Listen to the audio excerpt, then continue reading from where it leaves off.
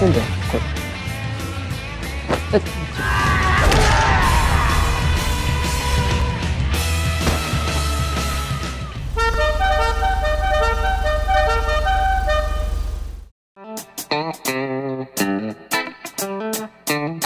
Horasle, assalamualaikum warahmatullahi wabarakatuh. Kali ini saya akan melanjutkan cerita dari aksi dua murid berandalan kocak, yakni Mitsuhashi dan Ito dalam film Kyokara Orewa. Untuk yang belum menonton seriesnya secara langsung, saya ingatkan untuk menonton video part satunya terlebih dahulu yang sudah saya cantumkan di kolom deskripsi. Oke, tanpa berlama-lama lagi, ini dia alur cerita dari film Kyokara Orewa bagian kedua.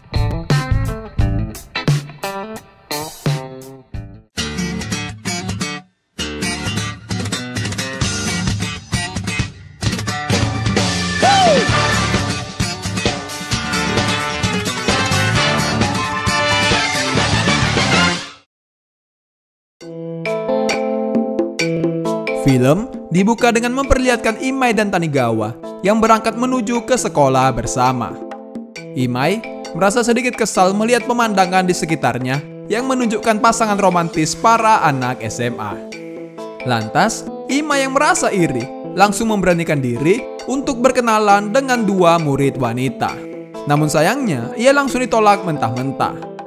Tanpa disadari, Mitsuhashi dan Ito yang melihat hal itu langsung menertawakan dirinya. Karena hal ini, Imai benar-benar merasa sangat malu serta tak dapat hidup dengan tenang untuk kedepannya.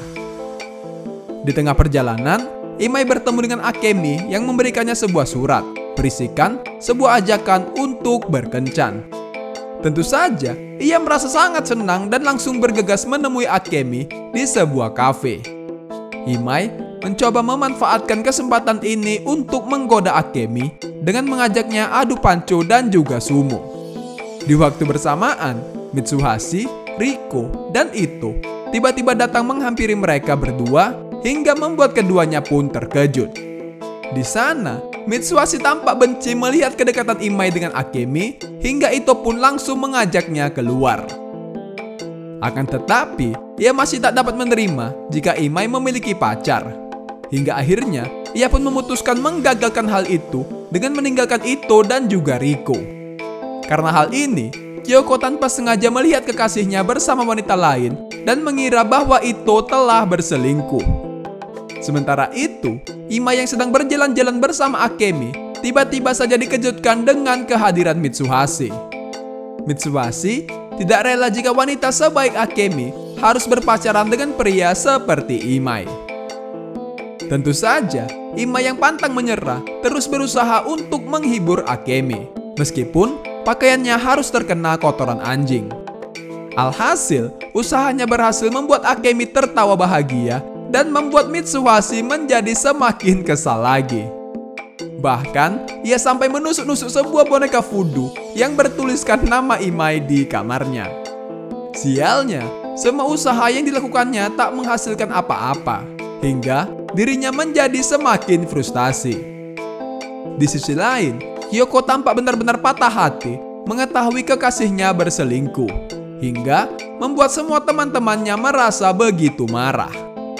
Namun, Kyoko menegaskan bahwa dirinya sendiri yang akan menghadapi wanita selingkuhan itu yang tak lain dan tak bukan adalah Riko. Di tengah perjalanan, Mitsuhashi dan Ito tak sengaja melihat Akemi sedang bersama pria lain yang membuat mereka mengira bahwa dirinya telah berselingkuh. Akan tetapi, mereka berdua merasa sangat bahagia dan tertawa terbahak-bahak. Karena hal itu, mereka memutuskan untuk mengawasi Akemi yang saat ini sedang berkencan dengan Imai. Akemi-chan no kami no kao.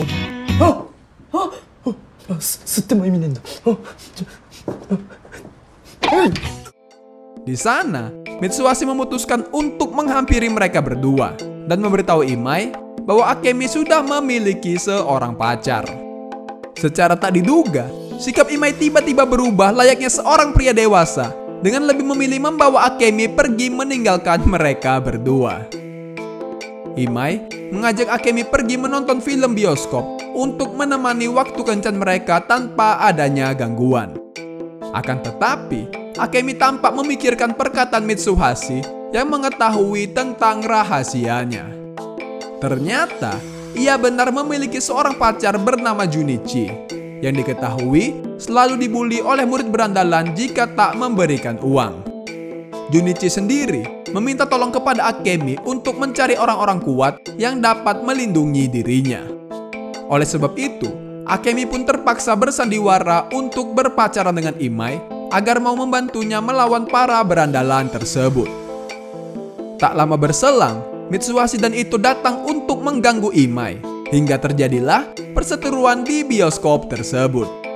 Pada malam harinya, Kyoko dengan perasaan amarahnya datang menemui Riko untuk menantang dirinya bertanding 1 lawan 1. Pertarungan mereka ini terjadi di tempat latihan dojo keluarga Akasaka.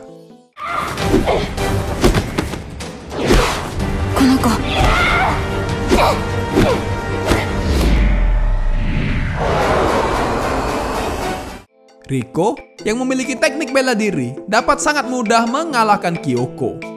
Setelah itu, ia menjelaskan tentang kesalahpahaman ini. Riko mengatakan bahwa Ito merupakan pria yang sangat baik dan tak mungkin berselingkuh dari kekasihnya. Mendengar hal ini, Kyoko lantas benar-benar merasa sangat lega dan meminta maaf atas semua perbuatannya. Di sisi lain, Mitsuhashi dan Ito yang masih penasaran dengan Akemi memutuskan untuk menyelidiki tentang perselingkuhannya. Ternyata, Akemi pergi menemui Junichi untuk mengatakan jika dirinya sudah tak dapat bersandiwara lagi. Tentu saja, Junichi merasa sangat kecewa terhadap Akemi. Tanpa mereka sadari, hal ini diketahui oleh Mitsuhashi dan Ito. Bahkan, Imai secara mengejutkan juga mengetahui tentang kenyataan pahit ini.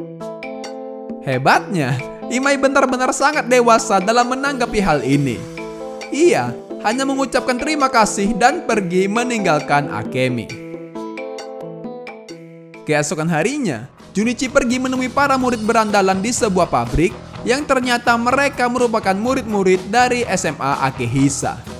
Di waktu bersamaan, Akemi tiba-tiba datang untuk memberi mereka uang dan berharap agar mereka tak menghajar Junichi kembali. Sayangnya, mereka langsung memanfaatkan kesempatan ini untuk membuli Akemi. Untung saja, Imai dengan cepat datang menolong. Ia langsung menghajar mereka semua dan memperingati salah satu murid itu untuk tak mengganggu Akemi dan Junichi kembali. Melihat hal itu, Akemi dan Junichi benar-benar berterima kasih kepada Imai dan meminta maaf atas perbuatan yang telah melukai hatinya. Di sekolah, Mitsuhashi yang sedang asyik menikmati bekal makan siang di ruang guru tiba-tiba dihampiri oleh Ito yang langsung menariknya keluar. Ito diberitahukan oleh Tanigawa untuk segera membantu Imai yang sedang menghadapi murid Akehisa di sebuah pabrik. Ternyata, para murid berandalan itu ingin membalas dendam kepada Imai dan dengan sengaja menangkap Akemi dan juga Junichi. Tak tinggal diam, Imai pun langsung menunjukkan kemampuan bertarungnya dengan menghadapi mereka semua seorang diri.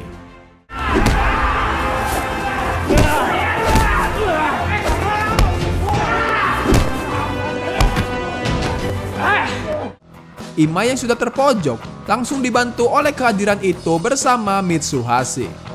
Tak butuh waktu lama, Mitsuhashi yang licik langsung menebarkan sebuah jaring untuk menjerat mereka semua agar dapat lebih mudah menghajarnya. Ternyata, para murid berandalan itu merupakan anak buah dari Satoshi dan Sagara. Satoshi dan Sagara pun merasa sangat marah mengetahui jika Ito, Imai, dan Mitsuhashi telah menghajar anak buah mereka. Untungnya, sekolah mereka yang masih berada di dalam pengawasan polisi membuat Satoshi dan Sagara tak bisa melakukan balas dendam. Singkat cerita, Sagawa yang berniat mencari toko es krim di wilayah Tokyo tak sengaja bertemu dengan seorang pria bernama Yutaka. Secara tak diduga, Yutaka langsung menghajar habis-habisan Sagawa untuk merampas semua uangnya. Lantas, Sagawa mengancam bahwa perbuatannya ini akan dibalas oleh dua kombinasi terkuat yang tak lain adalah Mitsuhashi dan juga Ito.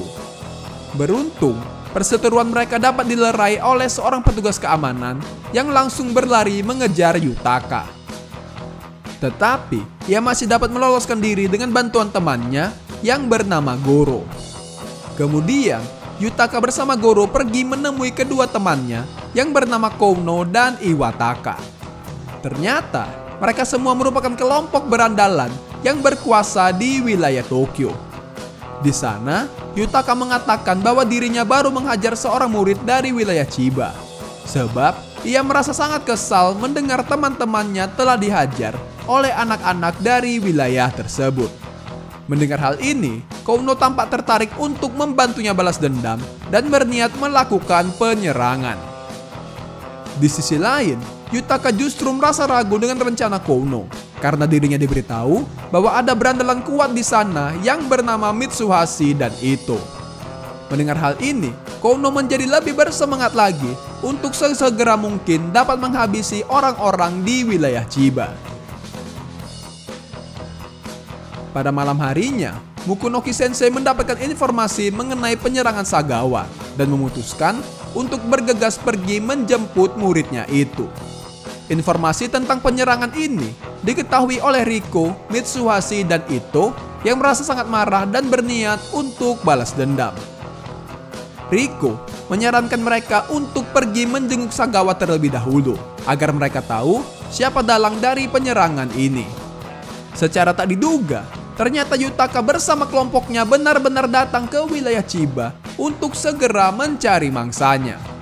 Tak lama kemudian, Goro datang untuk memberikan informasi mengenai Mitsuhashi dan Ito yang didapatkannya dengan menghajar murid SMA Nanyo. Tak hanya itu, ia juga mendapatkan informasi mengenai SMA Akehisa yang merupakan sekolah terkuat di wilayah ini.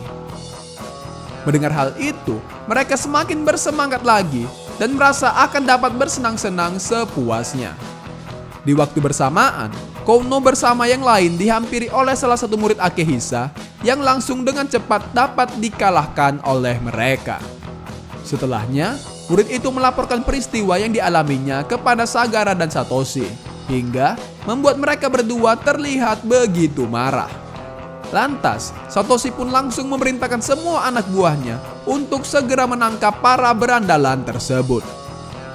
Namun, Yutaka bersama yang lainnya telah mendapatkan tempat persembunyian dengan menghajar seorang pria di rumahnya sendiri. Di sana, mereka berencana mengubah penampilannya untuk mengelabui murid Akehisa agar dapat secepatnya menemukan Mitsuhashi dan juga Ito. Tanpa disadari, rencana tersebut berhasil mengelabui para murid Akehisa yang sedang berlarian di kota untuk mencari keberadaan mereka. Kouno bersama dengan murid yang lainnya bertemu dengan Imai dan Tanigawa. Mereka langsung bertanya tentang keberadaan Mitsuhashi dan Ito. Imai langsung menolak memberikan informasi tentang kedua temannya itu. Hal ini tentu membuat mereka merasa marah dan langsung menghabisi Imai beserta Tanigawa.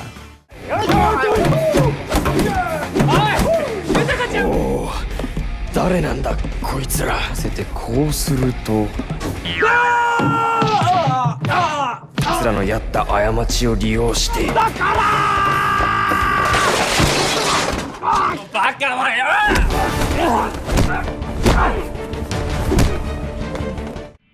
Tak lama berselang, Ito tanpa sengaja menemukan kedua temannya yang sudah terluka sangat parah akibat serangan dari kelompok Kouno. Lalu, Tanigawa yang tersadar langsung memberitahukan Ito bahwa kelompok berandalan yang menyerang mereka saat ini sedang mengincar dirinya dan Mitsuhashi. Tentu saja, mendengar hal ini membuat Ito menjadi semakin marah dan berniat akan melakukan aksi balas dendam. Di sisi lain, Yutaka bersama yang lain telah berhasil menemukan Mitsuhashi dan memberitahukan bahwa dirinya yang telah menghajar Sagawa. Di sini, pertarungan mereka pun tak dapat terelakkan lagi hingga membuat Mitsuhashi merasa kewalahan. Beruntung, ia diselamatkan oleh kehadiran murid Akehisa yang langsung mengejar kelompok Yutaka. Di tengah perjalanan, dirinya yang sedang menahan rasa sakit di punggungnya tak sengaja bertemu dengan Akemi dan Ryoko. 今日伊藤さんとデートする約束だったんですけど、野暮用入っておじゃんになって、なんか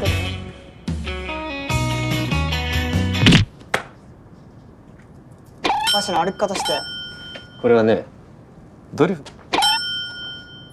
どうして急に加トちゃんを？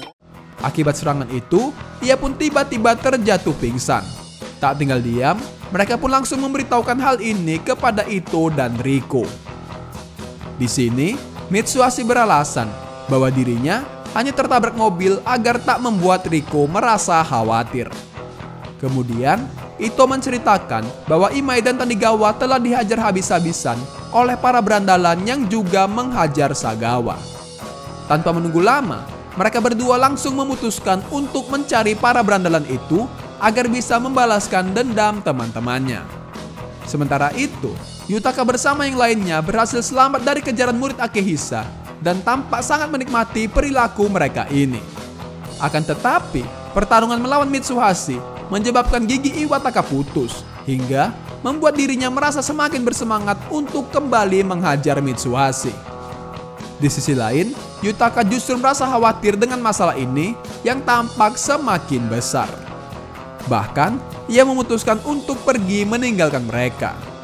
Secara tak disengaja, ia malah bertemu dengan salah satu murid Akehisa.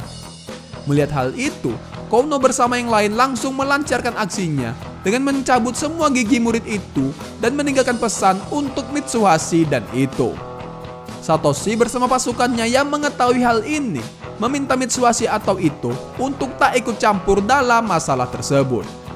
Sebab mereka sendirilah yang akan menangkap para berandalan itu.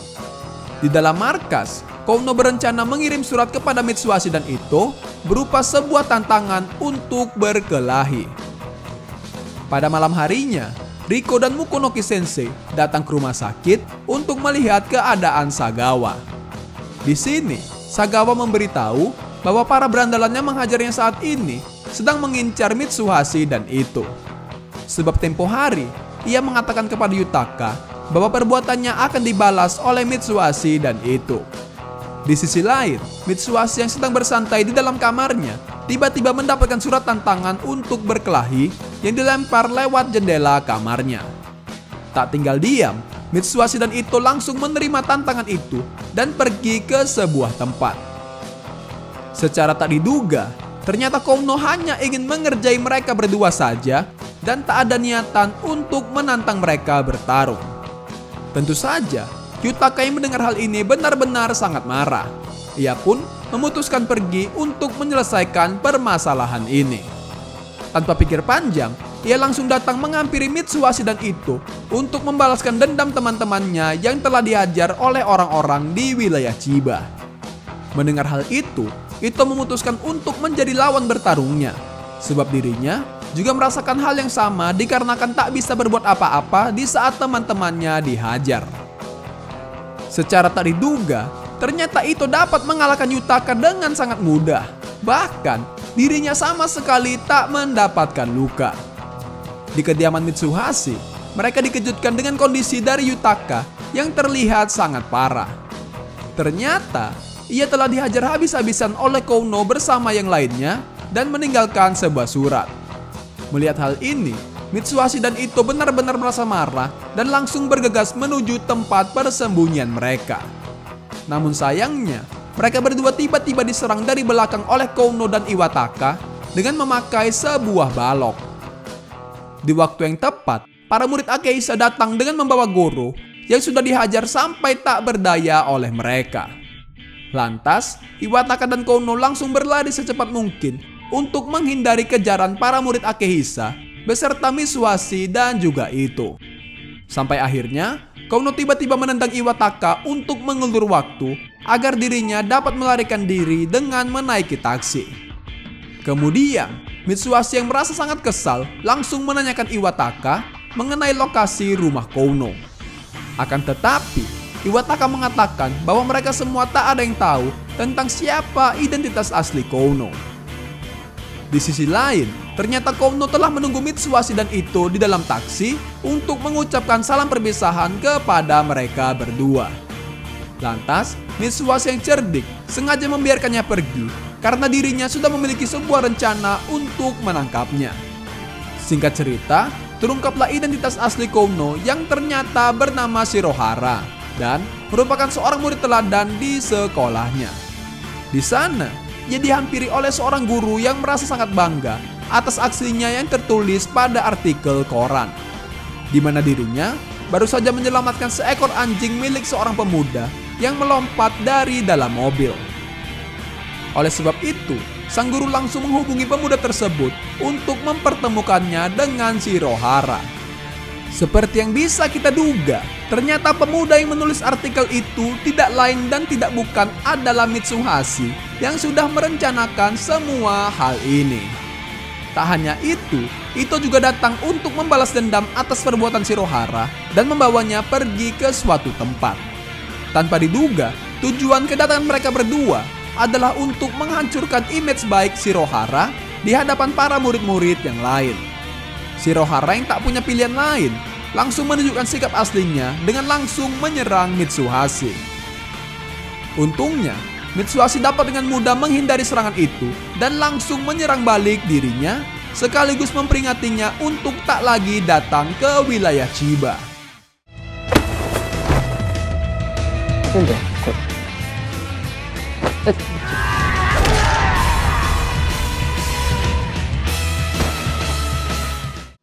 Di akhir, Sagawa tampak sudah bisa masuk ke sekolah kembali. Mereka pun tentu merasa sangat senang melihat hal tersebut. Lalu, video dari alur cerita series Kyokara Orewa ini akan kita lanjutkan ke part berikutnya. Oke, mungkin itu saja untuk pembahasan film kita kali ini. Mohon maaf jika terdapat banyak kesalahan dalam proses penceritaan saya. Terima kasih telah menonton. Assalamualaikum warahmatullahi wabarakatuh.